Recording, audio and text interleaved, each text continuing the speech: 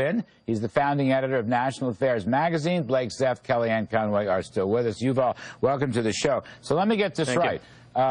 No payment, maybe no enrollment because the connections between the websites and the insurance companies don't work. Certainly no verification, and not much, if any, personal security.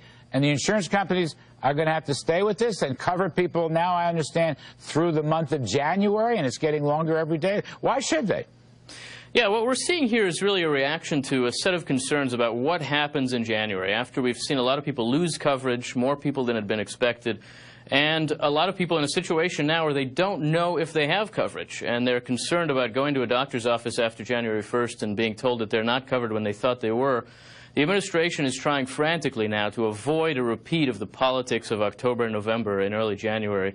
It's going to be difficult to do, and part of what they're trying to achieve here is passing the blame to the insurance companies, saying you should do this, and the insurers saying it's impossible to do it, and the administration saying, well, we asked you, but you decided you didn't want to help the public.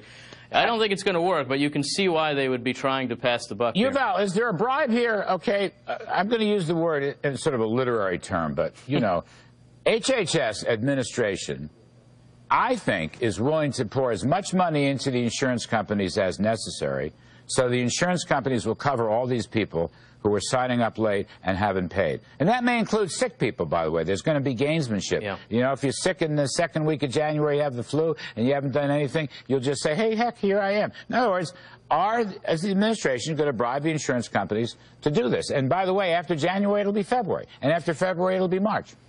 The insurers are very heavily invested in this system, and I think the administration is betting that they're so heavily invested that they will take whatever steps are necessary to avoid the disaster becoming a bigger disaster. The insurers so far are resisting. They announced today, their trade association, AHIP, announced today that they would allow people who pay as late as January 10th to be covered retroactively to January 1st, but only if they enrolled by December 23rd, 5 days from now. That's Monday. So they're giving something, but not everything the administration wanted, and I think not enough to avoid the problem the administration is trying to avoid. All right, quickly, Kellyanne, what's this going to do? What's this mean? It's this is going to get out. I think they believe that the only people less popular than Congress and the President and Obamacare right now are insurance companies. And that may be true, but they're just adding complexity to confusion. You know what all the polls show, Larry? That Americans are very confused and very frustrated and exhausted by this process.